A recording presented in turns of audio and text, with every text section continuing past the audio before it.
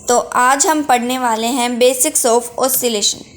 Periodic motion वो एक motion है जो खुद को बार बार रिपीट करता है एक रेगुलर इंटरवल ऑफ टाइम के बाद। इसका एग्जाम्पल है motion of moon around the earth.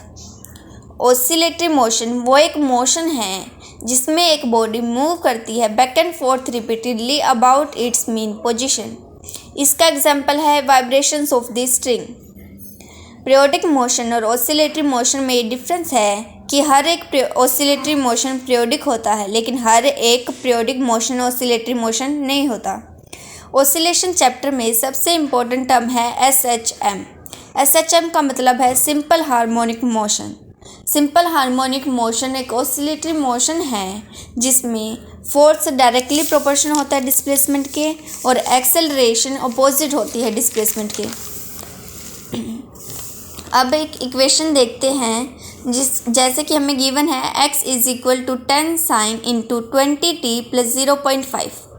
इसमें जो 10 है वो एम्पलीट्यूड है मीन्स a, और जो 20 है वो ओमेगा है मीन्स एंगुलर फ्रीक्वेंसी, और जो 0.5 है वो है फाई नॉट।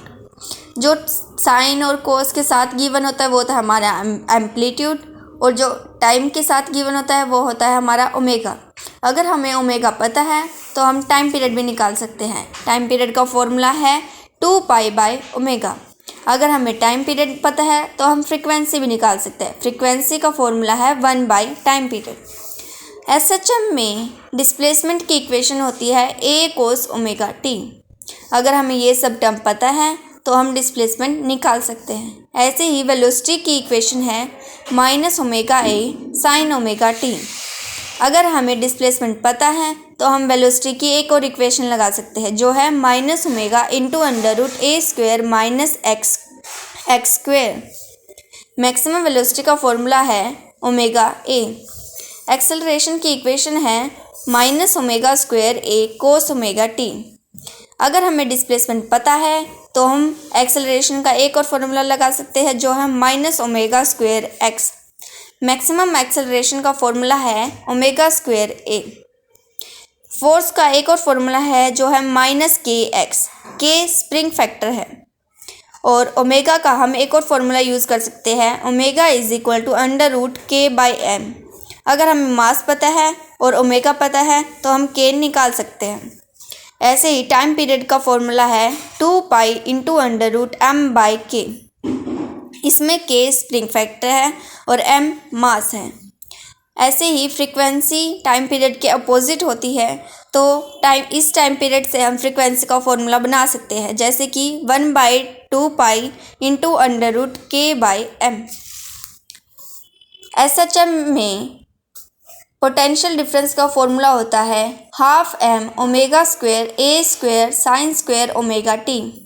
अगर हमें डिस्प्लेसमेंट पता है तो हम एक और फार्मूला लगा सकते हैं जो है ½ m ω² y²। काइनेटिक एनर्जी का फॉर्मूला है ½ m ω² a² cos² ωt। अगर हमें डिस्प्लेसमेंट पता है तो हम एक और फार्मूला लगा सकते हैं जो है ½ m ω² × a² y²। जो काइनेटिक एनर्जी होती है वो मीन पोजीशन पर मैक्सिमम होती है, और मीन पोजीशन पर काइनेटिक एनर्जी होती है ½ m ω² a²। और पोटेंशियल एनर्जी मीन पोजीशन पर मिनिमम होती है, और मीन पोजीशन पर पोटेंशियल एनर्जी 0 होती है। काइनेटिक एनर्जी एक्सट्रीम पोजीशन पर मिनिमम होती है, और एक्सट्रीम पोजीशन पर काइनेटिक एनर्जी 0 होती है। एक्सट्रीम पोजीशन पर पोटेंशियल एनर्जी मैक्सिमम होती है, और एक्सट्रीम पोजीशन पर पोटेंशियल एनर्जी होती है ½ m ω² a²। टोटल एनर्जी का फॉर्मूला है ½ m ω² a²। अब देखते हैं जब स्प्रिंग्स कनेक्टेड होती है पैरेलल में तो हमारा K इक्विवेलेंट क्या होता है। K इक्विवेलेंट होता है K1 + K2।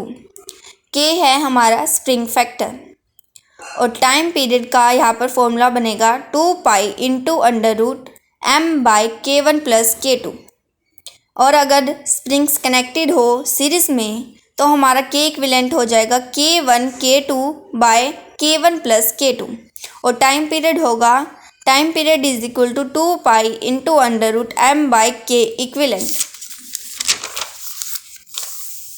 सिंपल पेंडुलम में टाइम पीरियड का फॉर्मूला होता है 2 पाई इंटू √L/g और फ्रीक्वेंसी इसकी अपोजिट होती है, मीन्स 1/2 पाई इंटू √G/L।